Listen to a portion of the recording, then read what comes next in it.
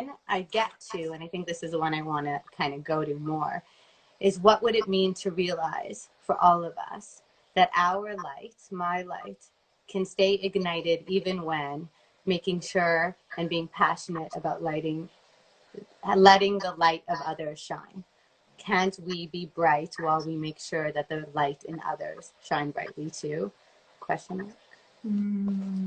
And maybe I'll stop with those for now, because those are the only ones I highlighted. Yeah.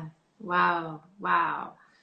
And when you were talking initially about identity, were you thinking about yourself as a psychologist, or like what was the identity that you, as a mother or I think I was woman? thinking of myself as a person. So psychologist. Yeah. Mother. But you just person. All that I am. Yeah. A lot of what came up for me, and I don't talk about this publicly, but I think it's important, was how much, and I think in light of everything that's going on right now is probably why it was circulating in my head, how we are taught kind of permeates our being from a very young age. And I have a human rights activist father, and I was raised on the pursuit of justice and kind of the passionate pursuit of justice and the passionate pursuit of kind of seeing every person for who they are as having a human right to exist, to being heard, to have a voice, which is why it was interesting that you picked up that one pamphlet for this one group. That was unconscious in some way for me to do that.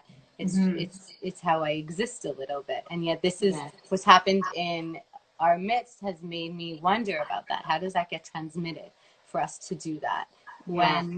When does that not get transmitted? What do we have to do for our kids to make sure that they get that, whatever I got? So I think that must have been percolating in my mind, and it kind of came in the intersection of the word boundary. So how do I set up boundaries? And I was thinking of what comes up for me a lot as therapist, as mother, is being so dedicated to wanting to make sure that people feel they're seen, that they matter, that sometimes we don't do it for ourselves, right? That sometimes I'm not so good, was what I started to, a lot of what my journal was about. And I work on that with all my clients too.